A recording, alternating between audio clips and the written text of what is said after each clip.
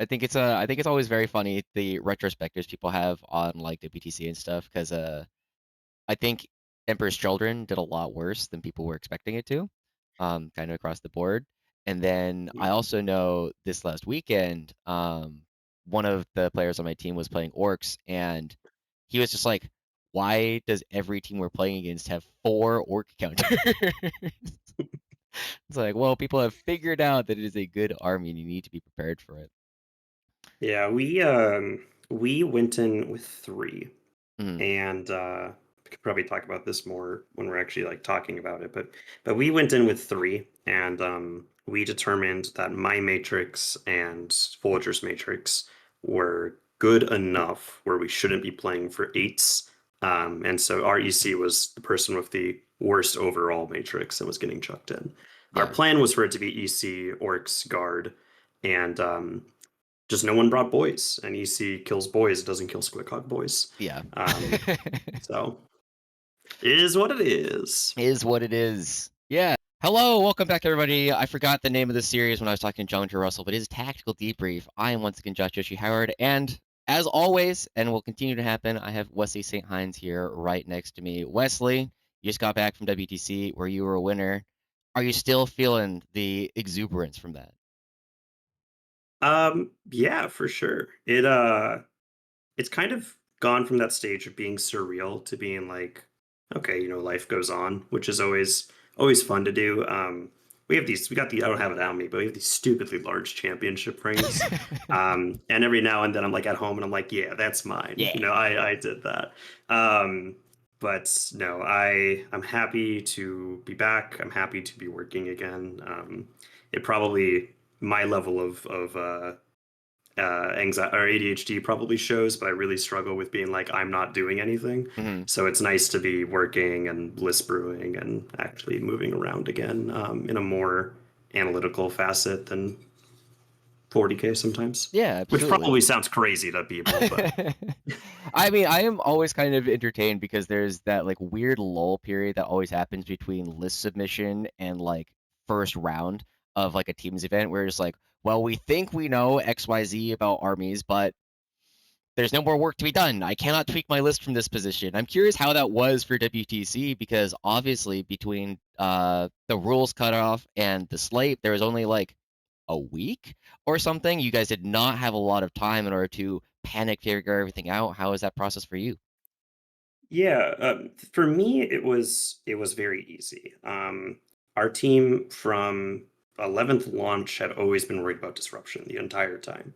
And so, about 1 or 2 tournaments in, a little bit after ATC, I was the guy who was like, I think I can make disruption work. I don't think it'll be the best one for me, but I think I can make it work. And so my job was always locked in. I was always the disruption guy. We had a really weird one where Anthony was playing like he was playing Purge. It was like Disruption Purge, where the detachment he wanted to play was Disruption, and he was ready to play any of the 3 1 DPs. There was a Purge DP, a Priority Assets DP, like a Recon one. They were all 1 DP, and like all of the ones he wanted to play just became Disruption. For those who aren't aware, I think 3 separate Emperor's Children detachments became Disruption. Um, and so he was like, "Oh shit, what do I do? Right? What do I do?" And the only one he liked was Recon. And so we had this big talk where we were like, "Well, we already have 2 Recon. We either have to pitch EC because we can't have our EC playing Disruption, or we have to have one of our 2 Recon swap." And Sam was having a little bit of hesitancy with NIDS. It had some really bad matchups, particularly like EC was horrible for NIDS, Orcs was horrible for NIDS.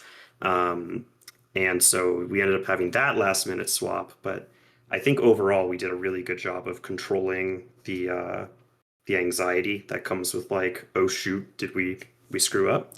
And then once lists were actually locked in, we that's when the panic probably hit the hardest. All the Squig Hug boys everywhere. Yeah, because we were very convinced that we had the best orc list. And I'm not gonna lie, I still think we do. But the Squig list was in this really weird spot where none of our anti-orc lists anti-orced it, Yeah. right? And so we kind of got punished for having that swap between Anthony and Sam because Anthony was meant to be an orc counter, and we found out that his game into Squidhog Boys is incredibly volatile. And same thing, our Custodes is not really that good when you're Strength 4 +1 to wound into T7 -1 to wound. We were planning for it to be into T5, and it's not much of a break point, but in the melee, it's really relevant. Yeah. And so our Custodes stopped being a great counter into it, and I was all right into it. But the reality is when you had three people, and one of them isn't really good into it anymore, and the other one everyone can kind of look at and be like, "Oh, that's the orc counter." All of a sudden, your EC starts eating the bad matchup every single round of the tournament. Yeah. And so that was the panic. My only job was simple. It was, can I still beat orcs? The answer was yes. Um, I just vibed the whole time. I played like 4 games of orcs. They were like awesome, good, 07, and that was it. I gotta say, you are the second person I've ever encountered in the wild who says '07 out loud. 07, I used to yeah. say that all the time with my buddy Kangas, who's League of Legends caster. If anyone knows who that is, we would do that, and we would do the even worse thing. I'll go ahead and spread this. So Steve, if you ever watch this, it would be there's like YMCA, but it was '07. Yeah, it's kind of like that little like itch in the back of my mind is when people say like emojis and stuff out loud. My XD. favorite one is smile, right? It's because the thing where it's like this horrible thing happened to me, asterisk smile, right? Yep. And you'd be like, that's cool. I'm gonna go end myself, smile, It's just I have a very Yeah. dark humor for those who I'm joking, but No, I agree. I think it's very entertaining because it's also one of those things that like whenever someone starts doing it in a friend circle, you slowly see it happening in other people in the friend circle as it spreads. Yeah. yeah. Anyway, I think the other big thing, obviously, so you said that you've been on Disruption for a little while, right? I believe your GT win was on Recon. Was that right? Yeah, I played. It's funny. I was originally, so I've been playing Siege for the longest time, Yeah. and we were trying to hide it. We were like, okay, everyone knows I'm going to be playing guard, whether it's Horde guard or something else. Everyone knows that, and so we wanted to hide the detachment. And so I was playing Recon Element at ATC. I was playing Recon Element at my GT, and then Tucker just plays my list like 200 points away That from what day the whole was thing is. so funny. Dude, I that was my panic. My panic wasn't list lock, it wasn't the games, it was what the hell, Yeah. But he supposedly came to it on his own, right? So no harm, no foul. Yeah. So I had been on it for the longest time. I for people who are like, oh, this list was cool, what do I do with it? I will say that this version of the shell was entirely built with disruption in mind and with orcs in mind. This is meant to be an orc counter that can still play into your good matchups like knights, CK, big hole spammy stuff, while still having real game into orcs and then being the guy who just plays for 12 to 14s for the team, because that is what your disruption slot wants to do. If your disruption slot goes, hey, my worst game is a 6 to an 8, that is better than what almost anyone else can do on disruption. And so that was the goal. Yeah. That's been a problem for a lot of teams, but let's go ahead and use that to jump into the actual list itself. I have it up if you don't remember it, but I also know you've got this memory that just lets you recite it. So I'll go ahead and let you start. Yeah, so it's a pretty standard list. It's 2 Cadian bricks playing, Cadian Castellan, Cadian Command Squad, 20 Cadians, and an Ogryn Bodyguard. My Ogryn Bodyguards are Ripper Gun and Huge Knife, just full damage. And then they are accompanied by 2 other Death Stars, which are 2 15-man Scion bricks. All of my Scions are max hotshot volley guns. And the reason why this is kind of the core of the list before I dive into the smaller stuff, is because these 4 bricks are kind of what allows you to be an orc answer. Every orc shell that exists in the game starts at 3 and usually stops at 3, but sometimes plays a fourth 300-point Death Star. Whether that's a 20-man bully unit, 8 squig hogs with a squigosaur, they usually have 3 to 4. Mm. And so this list is designed with the chaff units we'll talk about in a second, being able to form a wall so that your opponent collides with you. You answer 1-to-1 with their 4 chaff units, you win. And that's also the reason why we're going to be playing Siege and Bridgehead here, is because Siege and Bridgehead add just enough math to the equation where these 4 bricks end up being about 60+% to one-shot either of those 2 profiles during the war. And so you create this, those 4 units are the orc solver. And so the rest of the list is designed, as I mentioned, to be able to both be good into our holes and be able to body block. So we have 6 total Lascannon teams, 3 Catachan and 3 Krieg. They are the wall of bodies. Their big bases make it that the 9-inch coherency doesn't really bother them, because 3 Krieg Lascannons plus a coordinator spread out 2 inches is just a 9-inch bubble. And the Catachan are closer to about 6-ish. Then we need to have our ability to issue orders. So we have Ursula Creed, along with 2 Cadian Recon teams. WTC was ruling that the Recon token could go on the upper floors, but also that the token went away when the unit died. It's not super relevant here. Ursula just stayed in her castle the whole game. And then to round out the list, we just have some general utility. I believe it's 1 Krieg Engineer team, 1 Scout Sentinel, and 1 unit of Aquilons. The Engineers are just a cheap scout unit that is smaller than Catachan Lascannons, and so when you need to do an early action on your missions, they are the unit that does it. Disruption has a lot of actions that need to be done, so we have a lot of cheap 60-point units. The Scout Sentinel is, good God, the best data sheet in Guard. I love that thing.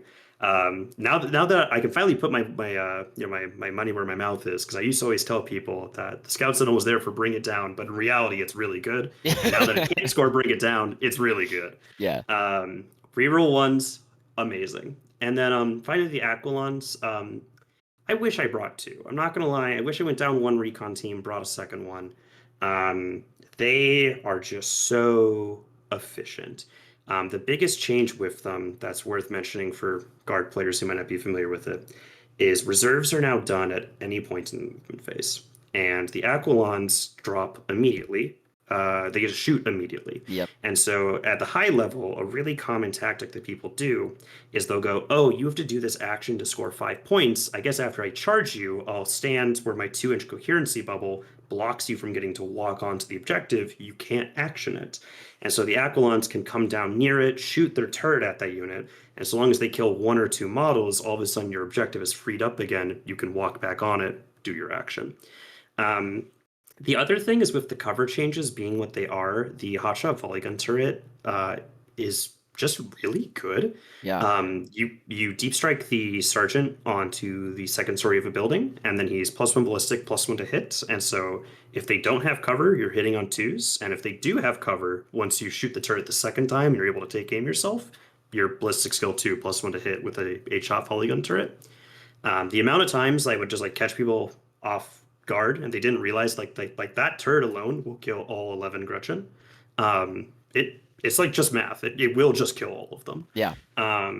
So it's very efficient. The list Joshua and I were talking about this before about the degree I'm going to talk about it, so I'm not going to bore you guys more with it. The big thing here that's different from Recon as opposed to Siege is Siege has the stratagem package that really stops melee armies from getting to play the game. Yeah. My goal as a Recon player is to kill gun lines. I'm very good into gun lines. I'm -1 to hit, -1 ballistic skill, pretty much always. Siege, Bridgehead has everything. The fight on death stratagem, stopping overrun fights, is very relevant. Yeah. The being able to bomb yourself is very relevant because frequently you will string about 5 to 6 models. What you do, right, is you take the 20-man and you string about 5 to 6 models as a ring in front of the squad. So your 9-inch coherency, you have the unit, and then there's models about 6 inches in front of the rest of the unit. And if anyone ever charges you, you can just bomb yourself and make it where their pile-in doesn't actually get them into combat with the unit anymore. And so it saves you from getting killed. And not to mention, the shoot into combat strat is really good if people precision out your Castellan. You go, hey, you killed my Castellan. I'm just going to 1 CP, have my other unit shoot myself out, shoot you. And, oh, you didn't kill my Castellan because you were worried about that strat. Now I just fall back, shoot you, kill you. Yeah. So this shell was fully kitted with melee in mind. I will say if your goal is singles adaptation and you want to play it on your own, I would definitely make this priority assets. If you keep the shell, if you don't want to play as many units as I do and you want to few bigger things, I'd go Recon instead. I And also for would that, look at would you then switch the bridgehead to designation force? yeah, I would Yeah. switch the bridgehead to designation force. Designation force is so much fun for like a singles perspective. I actually frequently this tournament wished I was on designation force because the amount of times my opponent would go, "You can't do better than 15-inch hidden," right? I didn't I would like gut go, "Actually, I can do 21," and then I'd go, "Oh fuck, I Ah. can't." Okay, never mind. Um, Plus 6-inch detection range is just God's gift in 11th edition. It is so good. And the fact that you frequently get +3 on like 4 different spots of the board for free Yeah. is awesome. Engineers have smoke. I don't know why, but the fact that that works with engineers is awesome. Same So with do Aquilons. Aquilons. Yeah. Yeah, Aquilons, engineers, recon squads, they all have smoke. They all proc +3-inch detection range. So it's just really strong. Yeah. I did have a quick question because we've talked about very similar list in the previous interview that we did with Nemo. Was there ever instances where you would look at attaching the Ogryn Bodyguards to the Scions? Yeah. So in any matchup where the Scions don't deep strike, the bodyguard always joins them. Hmm. So that is for this tournament. That's exclusively one matchup. That is orcs. Um, and when I play orcs on Dawn of War, both Scions go on the table. When I play orcs on any other deployment, one Scion goes on the table. And every time I do that, one bodyguard joins the Scions because the full wound rolls in shooting and fighting is awesome. In addition to getting the double order, so he's usually hitting on threes if they have cover. Threes if they don't have cover is nice. Yeah. Nice. Yeah, I mean, this seems pretty familiar to anybody who's been watching your history playing a lot of infantry. It's very similar. A lot of the shell is pretty similar to the one that we saw before. Also, unfortunately, I never got Tucker on, but again, very similar stuff to what he was playing previously. And I think one of the interesting things is we did see at this event at least I think it was only one. I think England had a very similar version to your list, and I know you did not like that version. You want to talk about that at all? Sorry, Ed Watts. Poor Ed, He did man. not have a good event. He's a much better player I than his results show. Yeah, I remember with old Recon, Ed was the only other guy I saw that was having pretty consistent success with it. Yeah, he had like two Um, 4-1s or something with it. yeah, and I Yeah. think he scored 29 total diff at this event. Maybe not 29, but he had like a 15, a 43. 12. Okay, that is much better. But I remember he Yeah. had like a two ones, like a 15 and a 12, and I was like, oh no. Um, Ed's list was much more focused on damage in a way that I think is very harmful. He gave up our list differed by about 400 total points. I think Mhm. it was one less Lascannon for one more engineer, and it was one less Cadian OBG unit to have both Nork and to have a third Scion unit. Um, and this creates like this weird issue where he only has like 6 total table orders. And so the second that Cadian Brick is dead, he just can't order his army anymore. Just like period. And the other thing about it is, and this was kind of a real issue we can talk about as we go on later, but on my matrix, USA has purple for there is variants that I can't really control. And a big issue with current guard and kind of why I'm like I don't know if I'm feeling this anymore is when you lose a Cadian brick to something stupid, you just lose the game. Both of my losses that were like, oh shit, was just like 1 or 2 units that really shouldn't have killed a Cadian brick, just killed a Cadian brick, and the game immediately swung. Yeah. And Scions are just worse, and they cost the same in that regard, right? And so the reality is, when your opponent does something, and you go, okay, my response is this is a trading game. Here's some Cadians. I'm going to trade with you, and then they have to commit something real and tangible to solve that. That's actually not that true with Scions. Scions without the double leader, without the OPG, and with 11 total less models, that +1 save is not going to make a difference. You're going to lose 300 points to half the shooting. And when that happens once, it's bad. When that happens twice, the game immediately explodes.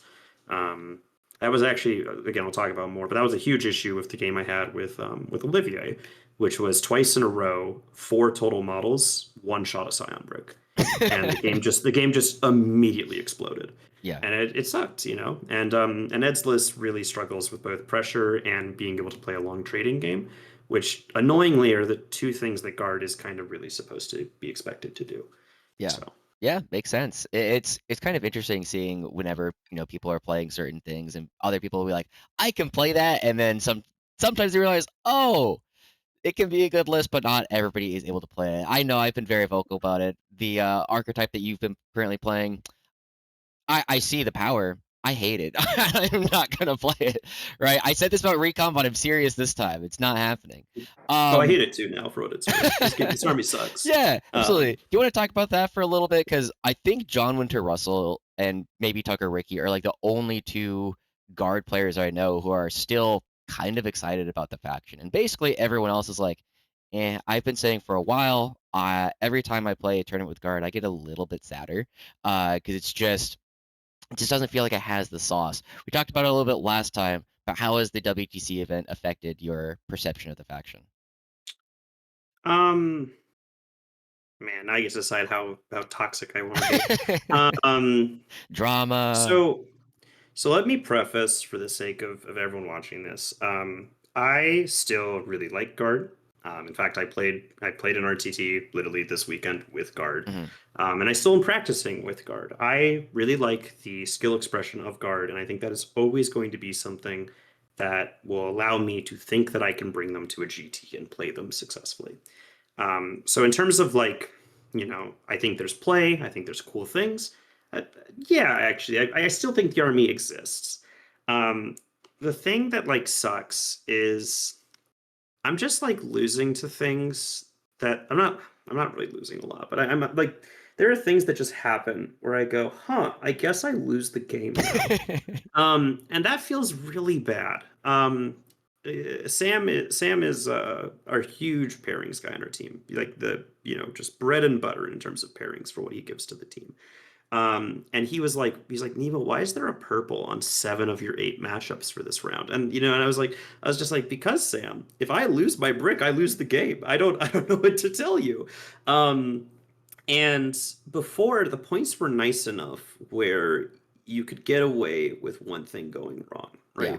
right? One thing high rolls, it's fine. You have another unit, right? I used to play 4 bricks and have about 12 chaff units. Now I play 4 bricks and I have about 7. And that's a very real, tangible nerf that really showed at this tournament. Because I lose a brick, I lose 3 of my screens. All of a sudden, the only way I can play the game is full committing. Feels bad. And you look at like these guard lists that other people are playing, and that's kind of the solution that people are seeing that works, right? It goes, here I am, kill me and I lose, don't and I win. The Stormlord list does this the most, geniusly, right? It's very creative in the way it does it because it goes, you have to commit and you have to commit knowing what I can do, except you've never played me before, right? And that's a really, really good way to do it. Recon was kind of the same way, but it's the same issue. If you play against an army that can go, I can kill that Baneblade, the game's over. You have lost. Yes. Um, and that's the issue with guard. We were already kind of like this army that was decent, very strong at the high level, and it's really been underestimated just how literally every single 11th edition change has hurt guard. I've talked about this before, but cover changes were bad for us. Disposition changes were bad for us. We are the objective army, and dispositions don't really help that at all anymore. Yeah. Denial's, like, Our not real in a lot of, matchups, it feels like. Yep, we're an Yeah. army that feels horrible when you're -1 to hit because you don't have orders, and now you can have your order and still be -1 to hit because your opponent has cover. Our AP values are high enough where we don't really care about the fact that your opponent doesn't get cover AP reduction anymore. Battle shock has changed in a way that's harmful to the army. Our points went up.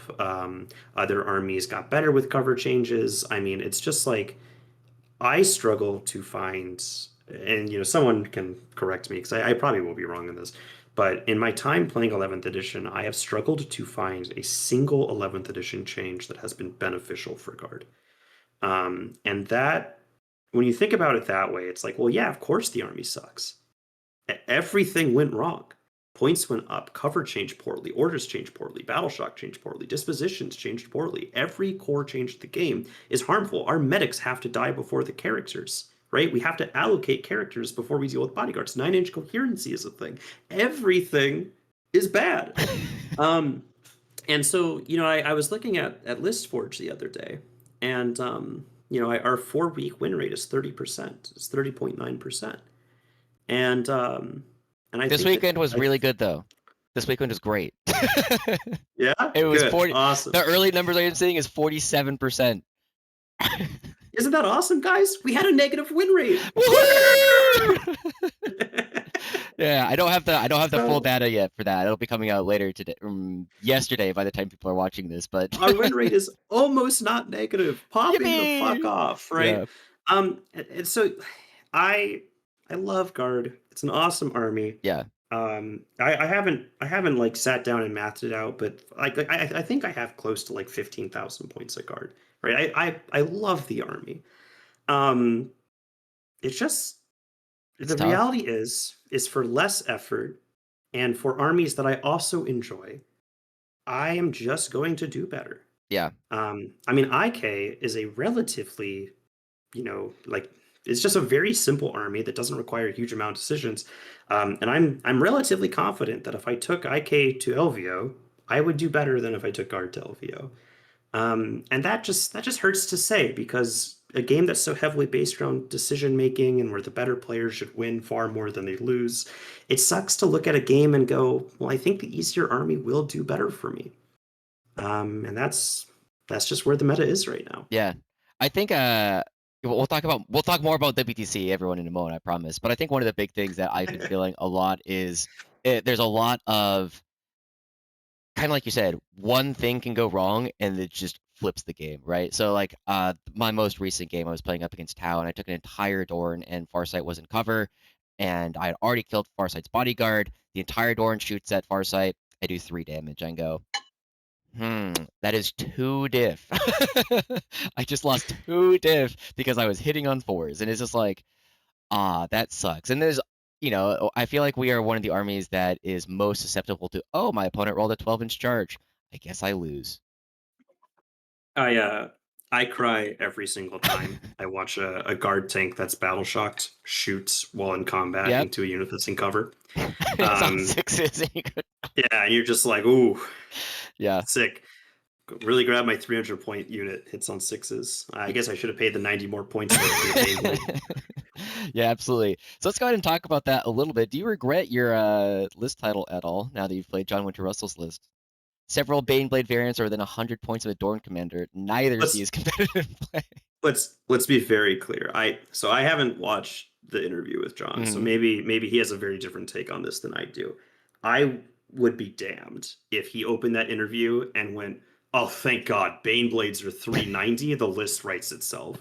I'm like almost for sure that entire discussion was, the Stormlord has the best data sheet ability in the game. We're gonna play the Stormlord, right? Because that's what that entire list is. That list isn't a Baneblade. That list is Yarick's unit has Phantasm. That's what the build is, like yeah, it's just bad. It's bad. Yeah. So I like the list that John Winter Russell played. I have very, very high opinions of John Winter Russell in terms of his list building ingenuity. And, well, other things, but his list building ingenuity is very, very strong. Yeah. I mean, after seeing things hindsight's 2020, it would have been better for me to be playing the list that he played. Yarick is incredibly strong into a lot of these like mid-board pressure armies that were very common at WTC. But with my goal being answer orcs, play disruption, I don't think that build can answer orcs because or play disruption. The boys are. Yeah, but it also can't do that. But I as much as I hate it, I don't think a Stormlord, even though it's kitted to the teeth to kill orcs, can really answer orcs that well, which sucks. Yeah. But is what it is. Fair enough. Well, let's go ahead and start talking about more WTC a little bit. We've been talking about guard stuff in general for a while, but I want to preface this with, I believe this is the event that I have seen you have the lowest or the most div dropped ever. I Thoughts on dropped that? more. I dropped more diff this edition, this tournament, than I did in the entirety of 10th edition. Mm? So feels bad. Feels bad. I mean, I one of them is me being a goober. I definitely would have lost the game on Recon, Mm. old Recon. My game into Olivier was me being a dummy. Um, but yeah, my game into Death Guard, my game into Italian IK were both games where I was just like, huh, I guess I just lose 10 plus diff now. Mm. Not 10, but A you know, lot. Yeah. yeah, I mean, again, this, the list I used to play went up almost 400 plus points and had 7 core rules changes. I mean, it went from being a very good list to not being great. Mm. Um, and if this was singles, I wouldn't have played the list I played. So I think that says a lot about the overall tournament performance. Yeah. You know, So I guess one of the big questions then is, how do you feel like you played at this event? I think I think my planning was not as strong as it could have been. Mm-hmm. In particular, disposition cards as a whole are kind of a little hard to wrap my head around when calculating diff. Because one thing notable for disruption is it doesn't score well comparative to some of these other cards, or more specifically, the other cards score really well into disruption. A really common example here is Take and Hold.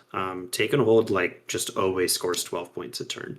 If you deny every objective they have and they like just, they like hold an objective and then they walk on the 2 you denied, all of a sudden they score like 10 points, I think it is. And they can do that starting on turn 1. So if they hold the center and their expansion 0 times the whole game, they still score like 40 points. It's rough. And Purge is very similar. Yep. In terms of bad planning, a huge issue that I really didn't account for was the Italian IK being Purge meant that he scores 5 points a turn for a kill. And so he stood on 0 objectives the entire game until turn 5, but walked away with 5 kills and end of turn 5 objectives. And so he scored 34 primary in a game where he held 0 objectives. Um, Yeah. and so that was something that hurt because there was 2 matchups that I told my team I felt confident in that weren't as good as I thought they were going to be. Mainly the Death Guard and the Italian IK. Yeah. In terms of my actual gameplay, I it's like I call myself a goober, but into Olivier, in my practice games into Olivier, I played against his list twice and played it on search both times, which is what it was because we thought it would be he defends, he picks map at search. Yeah.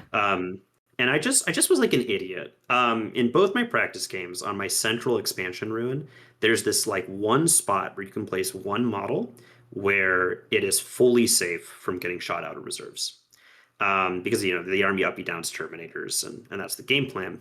And I just didn't place it correctly, and I just like didn't bother to check in the game. Mm-hmm. And so Termi Brick comes uppy downs, just one shots a Cadian Brick. And so I was an idiot. I deserved to lose that game. Yeah. It was bad.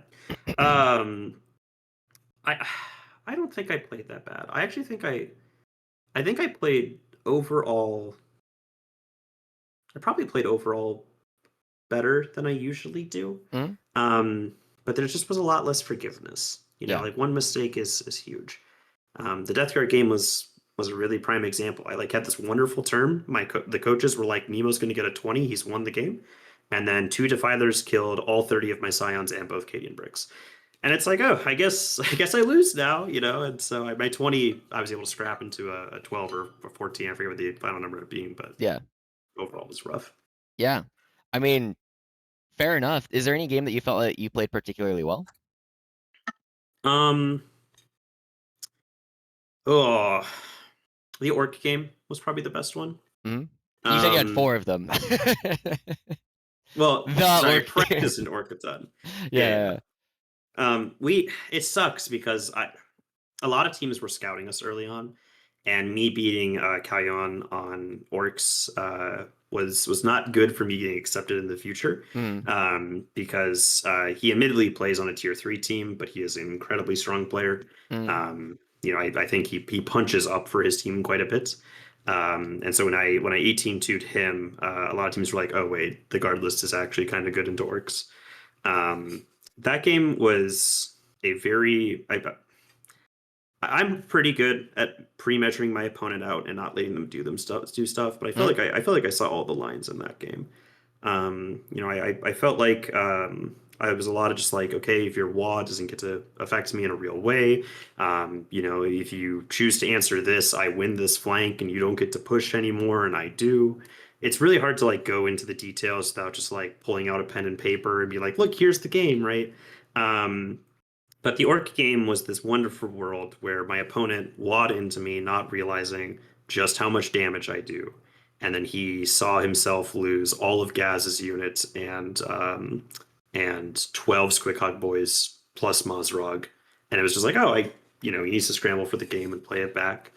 Um, I'm rambling now at this point, Oh, you're but good. yeah, it was a very fun game all around. Yeah. He was probably my favorite opponent of the tournament.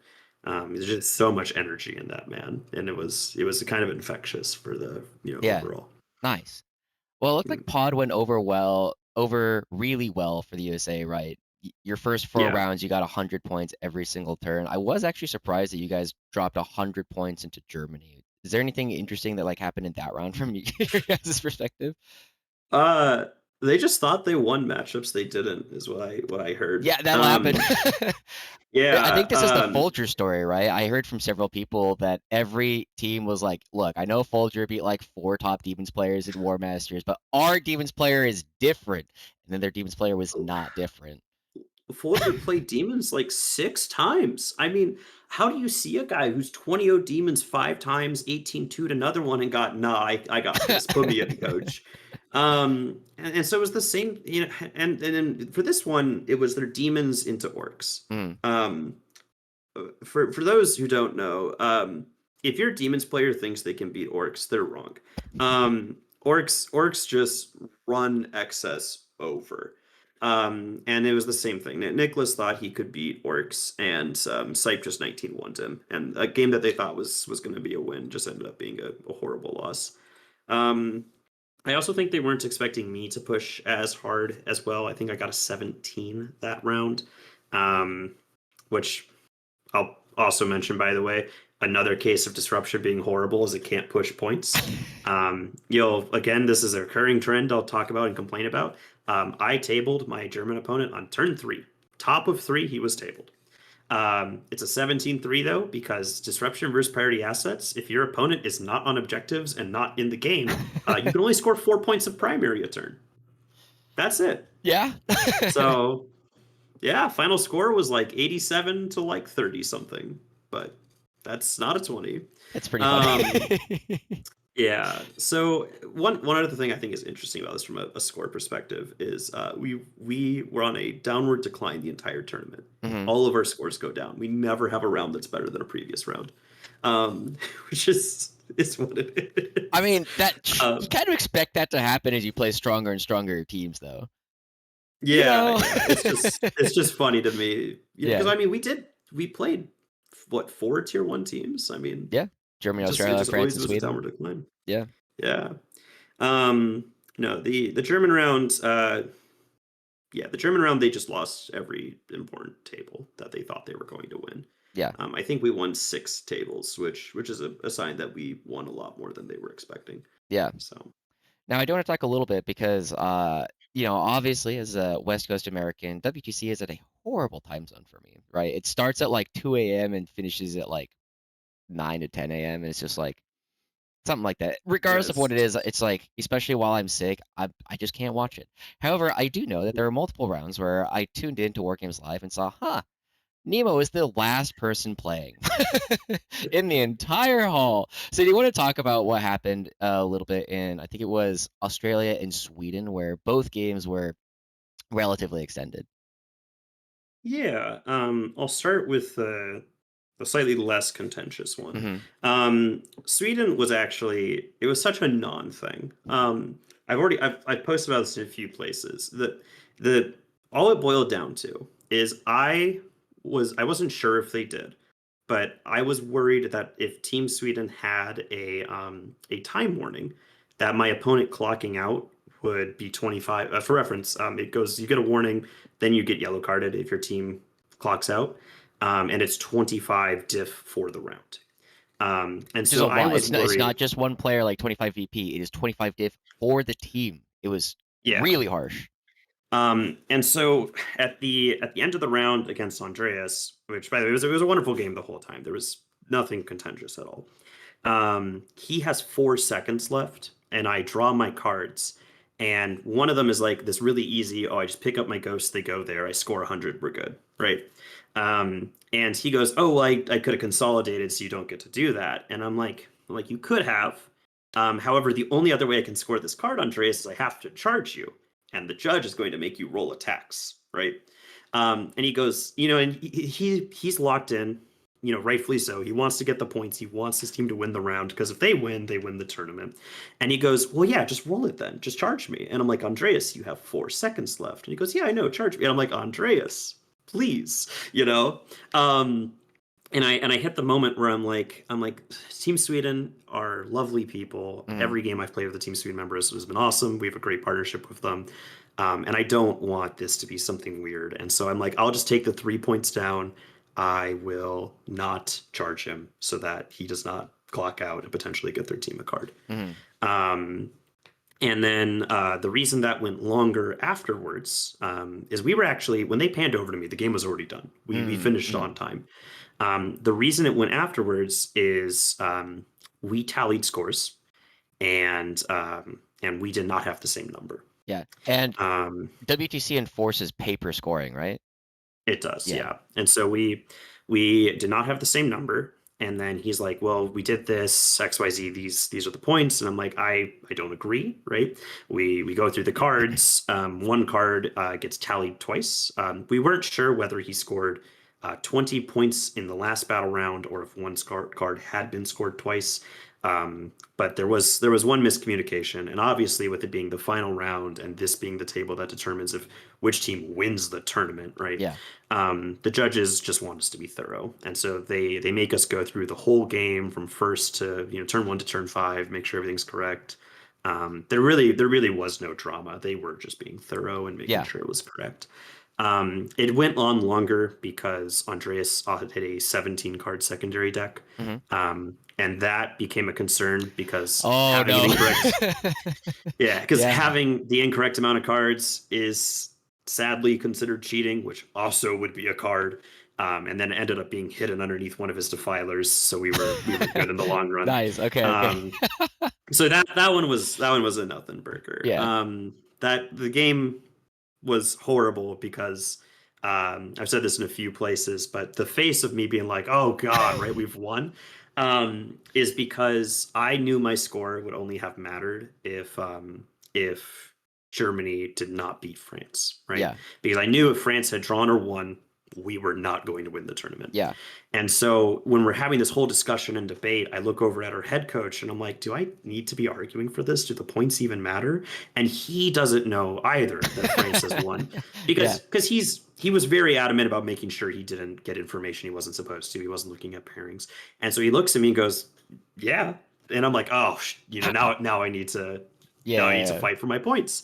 And so the whole time it meant nothing, but that's pretty funny. Yeah. Now there's obviously the famous photo of you just doing that. Yeah. What information did you receive at that time? So again, I thought we were not playing for first. And so when I do that and John does this little victory arm raise, I'm like, I got a second. We did it. I got a second. And then he comes over and he's like, we did it. I'm like, yeah, dude, we got second. He goes, no, we've won, idiot. And I'm like, what the fuck? He's like, yeah, we won the tournament. Germany won. That's crazy. So I was fully convinced I had not done anything special, and then I find out we win. And so that was just a huge moment of shock of me not realizing we had won the tournament, until he said it. That's fun. So it was the best moment ever. Australia. Australia. So I I need to preface this one because I my goal here is obviously never to throw anyone under the bus or say anything weird. And so I want to preface for everyone who hears this part that that there is no intention to be like, ah, I hated this. This was bad. Shame on them, right? There's zero intention for that. Yeah. Um, the intention that I do want to mention here, though, is I've played 4 total members from Team Australia, either past or present. And this has been like the third time this has been kind of a recurring thing. I won't name them by name, but I will say I've obviously played Jacob Worm, who has been one of my favorite people to ever play against. And then my other 3 have been a little less ideal. And so I I get the impression that's a bad way to start this off. I also talked with a bunch of people who are in Australia after this because I kind of wanted to gauge if this was more a my opponent thing or more like a how Australia kind of approaches 40K. And the takeaway I got was that this is not a my opponent thing. This is more just like what's considered accepted a little bit more in Australia. Um, and so, for reference, I had a few contentious moments where I was very clear with like my intent and what I wanted to talk through and what my goal for the turn is. And Liam was very aware that he could stop what I was talking about in the moment and chose not to disclose that information to me. A very early on version of this is he has given me a unit to shoot on his natural objective, and I obviously want to shoot that unit, but I am worried about being charged. And so I'm very clear with my intent. I go, hey, this unit is going to stand right in front of this one. I have access to fight on death when you charge me, and they are blocking the unit in front so that if you want to charge this unit, you can't, right? On your turn, you will not be able to charge me. And I say that whole thing, and Liam in the moment is quiet, right? He doesn't respond. And I'm like, okay, good. I've clearly said this. I've been loud enough. The intent is clear. The intent is established. And then he doesn't tell me that I'm like 5.7 inches away from him, and 2-inch CP heroic kills my screen, charges the unit, kills the Cadian brick. And it's like I get from like I didn't go, hey, please confirm for me you can't charge me. Hmm. But I do feel like if I go, this unit's body blocking, I have fight on death, on your turn, you can't charge me, and you don't respond to that information knowing it's not true, Yeah. that is wrong. Um, and so the big issue that this caused from is we hit a judge call in the middle of the game, where I have cleanse. I'm planning to deny his primary. And he has 1 OC on the point. It can go to 4 because he's playing Hand of the Pharaon or whatever, and they have a 1 CP strat to up a model's OC by 3.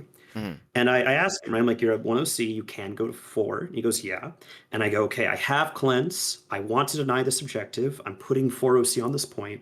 And again, it's one of those things where the intent is very, very clear, right? I'm like, okay, I have 4 OC on the point. I'm denying your primary. I'm scoring cleanse. I'm doing my stuff. And he doesn't respond. Yeah. And then he, there's a unit off the table that rapid ingress is on. And again, it's off the table.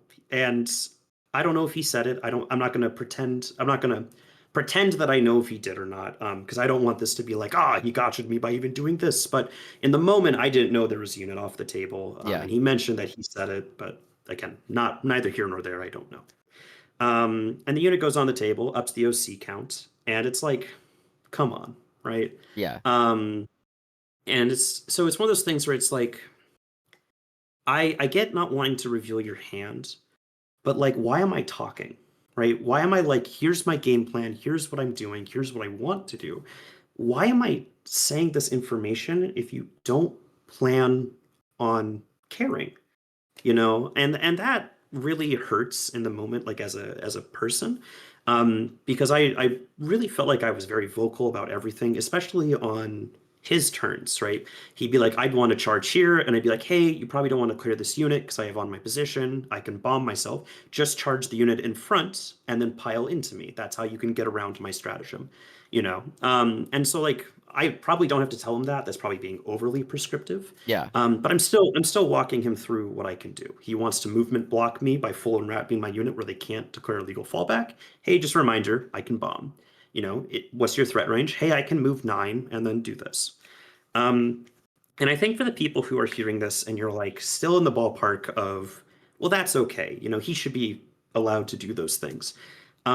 Me going, hey, you're OC at most 4, I'm OC 4, I can stop this, right? And then him responding with a play not mentioned to stop that is literally in the exact same ballpark as me going, hey, you move 10, right? Yeah, I pre-measure your 10-inch move, and I go, a 10-inch move can't shoot me. And then on your turn, you go, oh, by the way, I have assault, and you just go and shoot me, right? It's like when you think about it from the perspective of the game, nothing wrong was said, Yeah. right? Nothing incorrect was said. Yeah, yes, I move 10. Yes, a 10-inch move doesn't see me. Yes, you are safe from a 10-inch move. But you withheld information that you knew could stop the play from your opponent being very clear with their intent. Yeah. Um, and so that hurts in that moment. I think what hurt doubly so after that is when this conversation came up, and this was a few of the ones previous to this I had let slide, and this was the one where I was like, I'd like to call a judge, right? And their coach said this in a really nice way. The Team Australian coach, I want to say his name was Spencer, Mhm. is he goes, hey, if you guys try to resolve this here, it's just going to be hard feelings. Let's get a coach involved so we can talk about this. And admittedly, Jay has to resolve 3 separate calls, and the thing about intent calls is only Jay is allowed to resolve them, and so we go like 50 extra minutes to the round.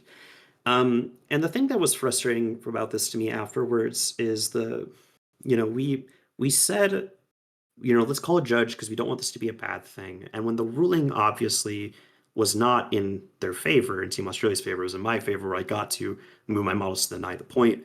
Um, the tone for the entire rest of the match changed, Yeah. right? Where it was very clear there were hard feelings. This didn't go correctly. Um, just a lot more of questioning every single thing that comes up. A lot more of just like being kind of malicious with the way he says things, right? He'll be like, "My intent is to stand here," and I'm like, What "Yeah, does that you're mean? you're good, right?" Yeah. And there was a frequent thing he said over the course of the game, which is, "My intent is blank," and it was just something that was like the board, right?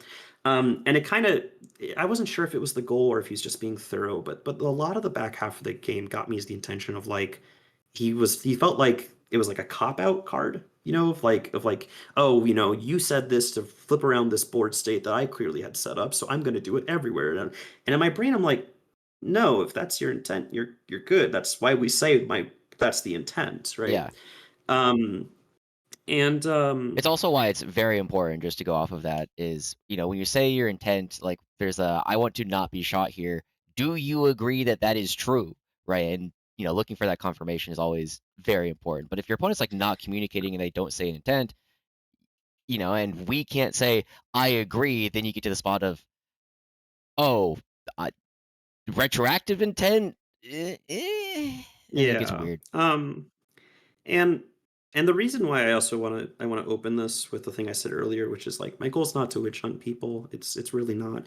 I really genuinely enjoyed my first half of my game with Liam to a very high standard. Mhm. Up until this judge call, and honestly, like up until the judge call being delivered, even like the 45 minutes just chatting, Liam was very fun to talk to. Mhm. He had a very, very infectious personality. He was very, cheerful, happy, just having a good time. I really enjoyed that part, but it became clear there was kind of like a chip on the shoulder that kind of stuck throughout the whole game. Um, and it feels bad. Yeah. And the thing that I hopefully, the goal here is kind of an evaluation of why this matters. And at the end of the day, the goal is a game, and no one wants to be the guy who gets gotcha and has this change. Yeah. For people who are still kind of on the fence, this is the last one I'll leave you with as like a should we take our mental and change where this comes from is if you have two teams who both put up the same score, 100, say 120 to 40, they both have a very convincing win. They're both doing great, they're dominating. And one team is known for just utmost sportsmanship. Let's take France, for example, right? They're known for being very lenient with open information, with takebacks that are within reason, being very clear with intent and respecting it and walking their opponent through what they're doing. And then you have another team where the reputation is, well, my opponent didn't ask about X, and so I didn't tell them, right? And those teams both put up the same score. Which team do you think is the better team in terms of skill? If one team is willing to help their opponent through intent and talking through board states that exist, and the other team isn't, and they do the same thing, I'm not going to answer it for you, but which team is the better team? And this is the reason why it hurts me the most is because again, one of my first ever games against a team Australian player, which was Jacob, is this wonderful game. I really enjoyed it. It was a very high level, very high skill game. It makes me question the validity of the strength of the team if they put up similar scores but are okay with not being open. Yeah. Yeah. Yeah, that's too bad. I think in general, it kind of reminds me of a previous event that I've gone to where after the event, I think it's the only video I've ever had where I turned off comments because I was like, I don't want to deal with this. It wasn't fun. I did not enjoy the event. I'm not going to go back to the store. Here's why. And I think there's definitely like cultural differences that we obviously all have to work through at this event. But hopefully it didn't mar the rest of it because I heard that you at least got to have ice cream afterwards. Yes, yes. Um, so I was not expecting the heat. The Yeah. heat, horrible, bad Yeah, you temperatures. keep your Um, room at like 69, right? even lower, it's like 63 60. usually. Oh, Jesus. I'm gonna So, Google that real quick. So for all of my non-Americans, that is 17 Celsius, right? For most normal people, uh, it's about 21 to 23 Celsius is what we normally keep it. This man yeah, keeps it a whole 4 degrees Celsius colder. yeah. So I like the cold. I like being chilly. You like being in the Um, Midwest. Yeah, and so WTC was hot. We were Yeah. in a little airport hangar. There wasn't really any AC. It was an open venue, just very hot. And so the whole time I'm on the midst of passing out, which also is part of the reason why that photo is getting memed. I'm genuinely like on the verge of fainting. Were you the one Shortly at the after. practice weekend that had heat stroke? Yeah, yeah. So again, for reference, at the practice, it wasn't heat, I had heat exhaustion, but yeah, Okay, at the okay. practice weekend, it was the same thing, and it's why all the USA guys keep poking shit and being like, "Keep the fish wet, keep the fish wet," is because it's too much, man. It's so hot, and so afterwards, I have now played. After my game with Liam, I've played a 6.5 hour game of 40K, about 6:15, because we had about 70 minutes added on to a 4:30 round. Um, and so I'm so tired, right? And I come over, John gives me a little hug. He's like, "You got the exact number, you did it." He goes, "Can we do literally anything to make this better?" And I'm like, "It'd be awesome. Something cold, something sweet. Like, could we just have ice cream as a team, John?" And he's like, "You know what, for you fish, yes." And John buys the whole team. He gets like 4 tubs of ice cream, and it was like such a stupid thing in hindsight, but it's just one of those things that I'm like, it's like just a pleasant memory. It's just getting to, chill out with the team, eat ice cream, drink soda, and talk about our matrix into France the next morning. Yeah. Um, just it I can't stress just how awesome the guys on Team USA are. Just their personalities are just so awesome, Yeah. and it's I like truly enjoyed every moment of that weekend. Was that your Even despite was that your favorite moment, or what would you describe as your favorite moment at the event? I guess winning. We can't say winning. yeah. That little like John fist pump in the air. That was definitely There you my go. favorite moment. I will say of them being like, oh shit, we won. Um my it's kind of weird because a lot of the moments are kind of like concepts rather than moments, Hmm. right? Like I think my actual favorite thing of the event is like failure was always okay. And that's something I'm not used to, you Yeah. know. I'm very self-abusive to myself about doing things wrong and having mistakes and wanting to be better. Um, And the whole thing of just like, it's okay. You lost your game. It's fine. Let's move on. Right. For everyone else who's like not having to do this, you're probably like, what the hell? This guy's just, but it's like genuine, right? I usually play on a team where if I score a 14, my team loses the round.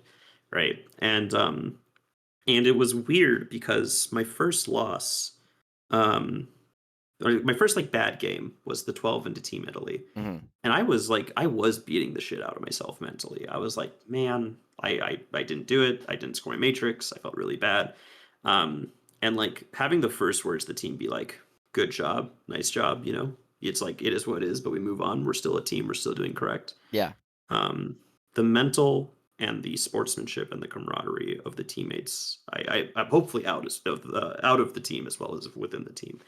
Um, it just was awesome. It was so much fun to be on the Yeah. team and play with those guys and play on a team where the goal is to win, put our best foot forward, and do it correctly.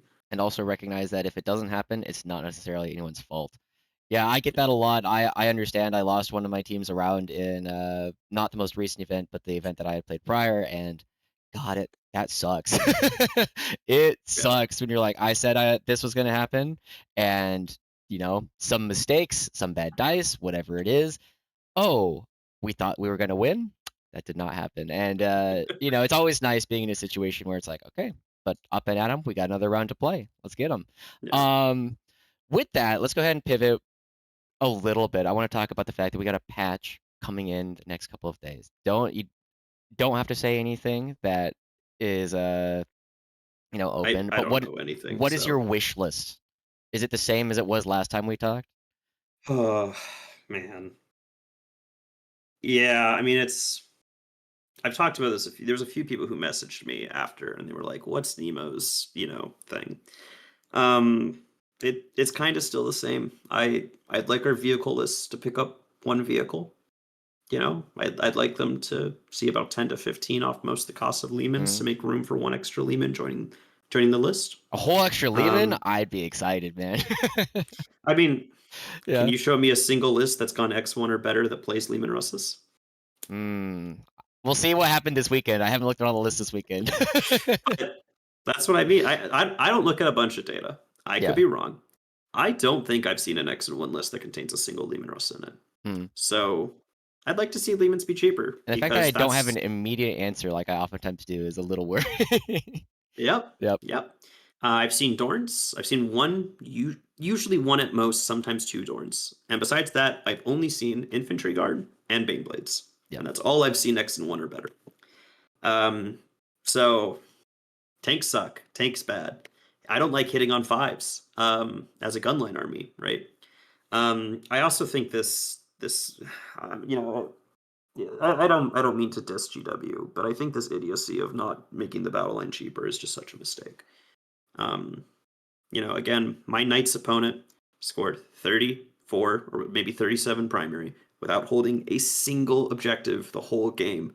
Surely my unit that is just horrible does nothing, but its whole telltale is that it's a bunch of OC is really not worth half a gladiator, right? I mean, it's not, It's also incredibly Um, punishing for I think a lot of the general, guard population because they put a lot of that in their lists, and every single time I go, if I see more than like one battle line unit in a list, I go, because I switched my list to have one unit of Cadians in it just because like I really want something beyond Gaunt's Ghost that is like dedicated to screening my backfield.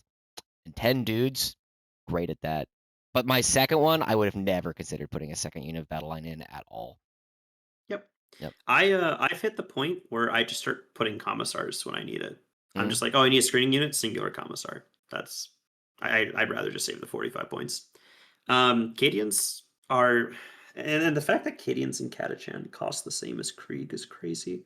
Mm. I mean, Cadians and Catachan do not revive. They do not get plus to hit. They do not get plus to wound. And in the Catachan's case, they don't even have the same amount of special weapons. Why are they the same cost?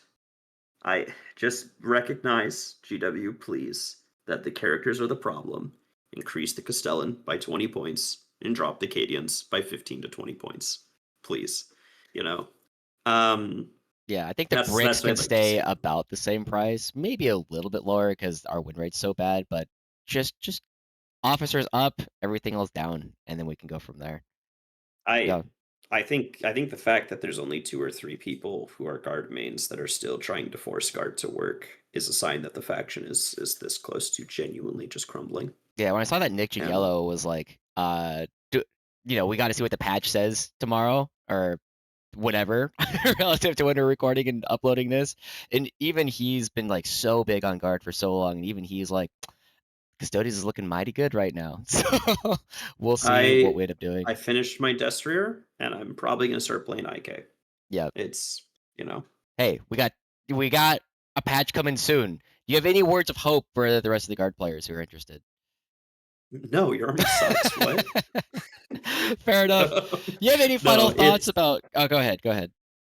uh no, the reality is, as much as it sucks, we are on the worst of it that it's been in a while, but it it sucks when it's a hobby and you want to be able to just like unwind and have a good time and play your thing.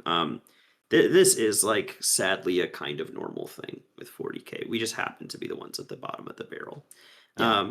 Admech and Votan at the start of 10th were in incredibly similar spots to us. So was Death Guard. I You thought it was know, awful.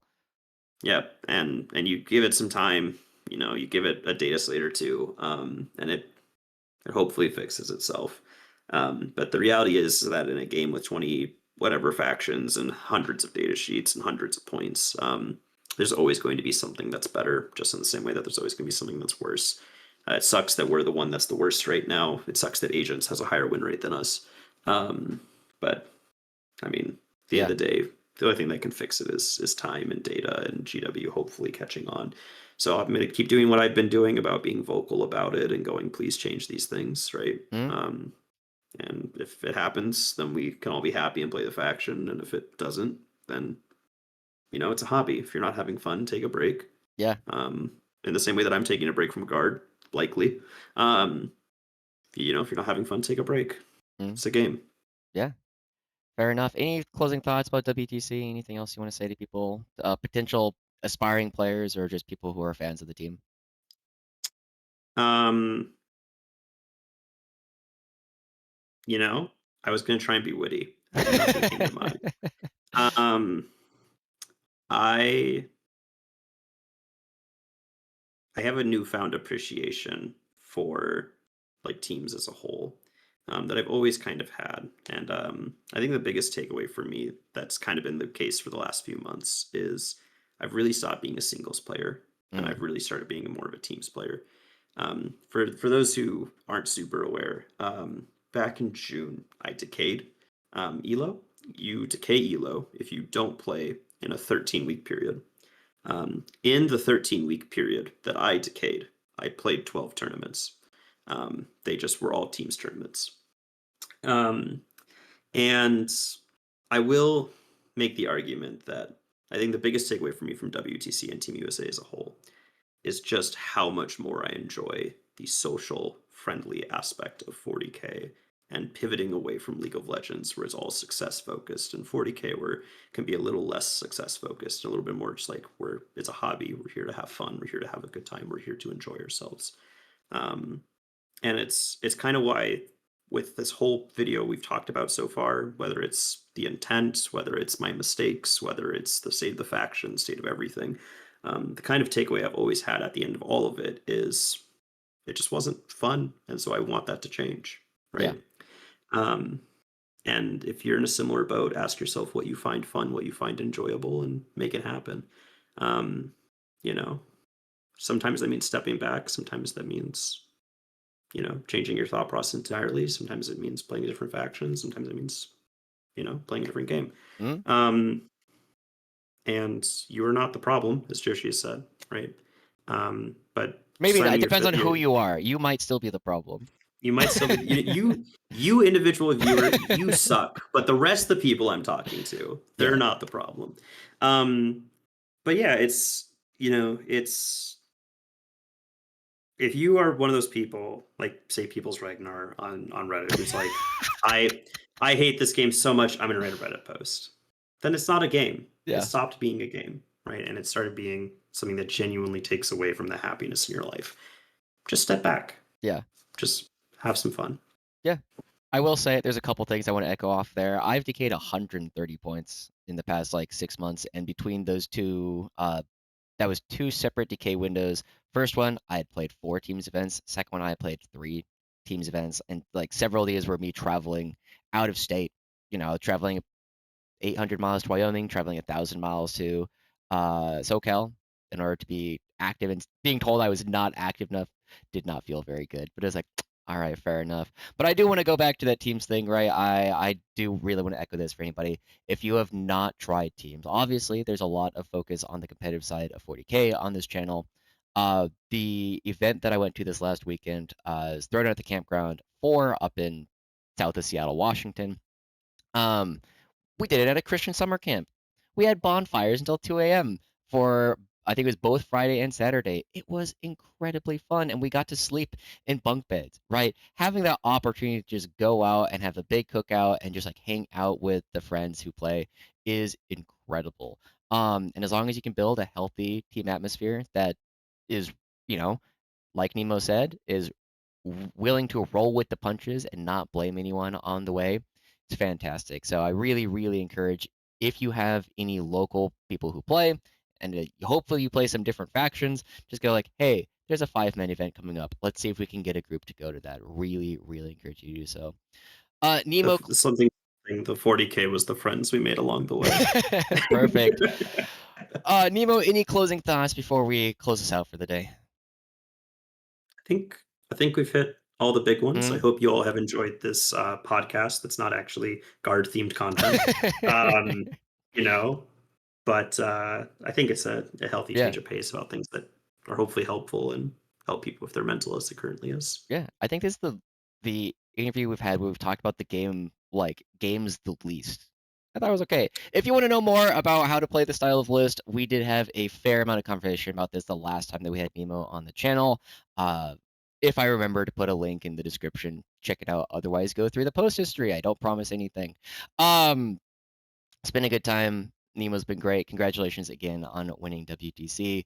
I have been Josh Christy Howard. This has been Wesley Nemo the Fish St. Hines, and we'll see you guys all next time.